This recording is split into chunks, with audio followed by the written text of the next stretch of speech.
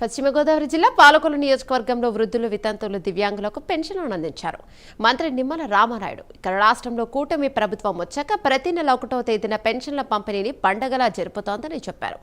ఇచ్చిన మాట ప్రకారం దివ్యాంగులకు 3,000 నుంచి 6,000కు పెంచామని, పూర్తిగా నడవలేని స్థితిలో ఉన్న వారికి 10,000, 15,000 అందిస్తున్నట్లు తెలిపారు. దివ్యాంగులకు వైసీపీ 5 ఏళ్లలో ఒక్క రూపాయి కూడా పెంచలేదని విమర్శించారు. ఎన్టీఆర్ భరోసా పథకం కింద నెలకు 3,000 కోట్లు, సంవత్సరానికి 36,000 కోట్లు ఖర్చు చేస్తున్నట్లు వెల్లడించారు. ఆంధ్రప్రదేశ్ రాష్ట్రం అంతా కూడా ఒక పెద్ద పండుగ వాతావరణం. రేపు ఆదివారం 1వ తేదీ వచ్చిందని ఒక రోజు ముందుగానే ఈరోజు 31వ తేదీన శనివారమే ఇంటింటికి పింఛన్లు అందించాలనేటువంటి నిర్ణయం చంద్రబాబు నాయుడు గారు.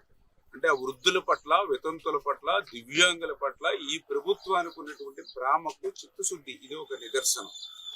ఈరోజు పింఛన్లు మరి ఆ రోజు 200 రూపాయల పింఛను 2,000 రూపాయలు చేసింది చంద్రబాబు నాయుడు గారు. ఆ 2,000 రూపాయల పింఛన్ని 3,000 రూపాయలు చేస్తానన్నటువంటి పెద్ద మనిషికి 1,000 రూపాయలు పెంచడానికి 5 సంవత్సరాలు పట్టింది ఆయనకి. కానీ మన కూటమి ప్రభుత్వం అధికారంలోకి వచ్చిన తర్వాత 1వ తేదీనే మొదటి నెలల్లోనే మొదటి సంవత్సరంలోనే 1,000 రూపాయలు పెంచి 4,000 ఏప్రిల్లో వాగ్దానం చేశామని చెప్పి ఆ 3 నెలలు 3,000 కలిపి 7,000 రూపాయలు అక్షరాల ఆ వృద్ధులకి మనం అందించినటువంటి పరిస్థితి, వితంతులకు అందించినటువంటి పరిస్థితి.